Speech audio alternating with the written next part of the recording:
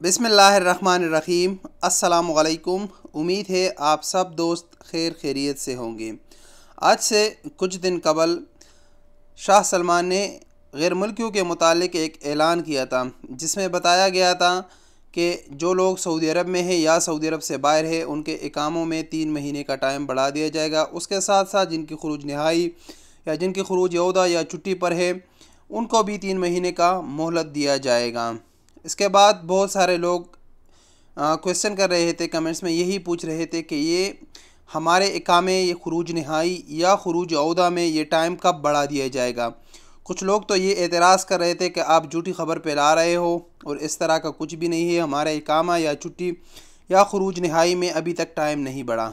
इससे पहले भी जब सऊदी गवर्नमेंट ने 3 महीने के लिए इकामे में का टाइम बढ़ा दिया गया था, उस वक्त भी बहुत सारे लोगों को ये टेंशन थी, लेकिन उसके कुछ दिन के बाद सऊदी हुकूमत ने एक ख़ुदकार सिस्टम के ज़रिए ये टाइम बढ़ा दिया गया। इस तरह इस दफ़ा भी जवाज़ात ने इसके बारे में ऐलान किया है।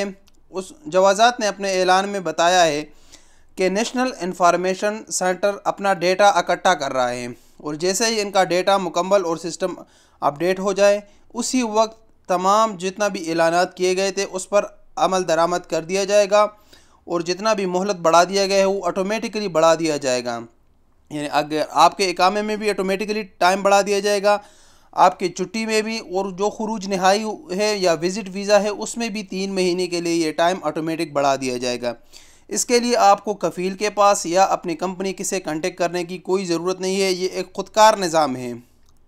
अगर आपको कफ़ील या इन पे छोड़ देता कंपनी पे तो फिर वो लोग पैसा लेते हैं। कफ़ीलों का आप लोगों को इल्म है कि वो लोग फिर हर चीज़ का पैसा लेता है, इसलिए हुकूमत ने ये अपने ज़िम्मे लगाया है और उनका कोई भी चार्ज नहीं है और आपको किसी से कांटेक्ट की ज़रूरत नहीं है। ऑटोमेटिकली आपका टाइम बढ़ा दिया जाएगा। इसमें एक हफ़्ते तक तकरीबन टाइम लग सकता है और ये एक ही वक्त में सब लोगों का एक साथ हो जाएगा। तो ये इन्फॉर्मेशन आप लोगों के साथ शेयर करना ज़रूरी थी।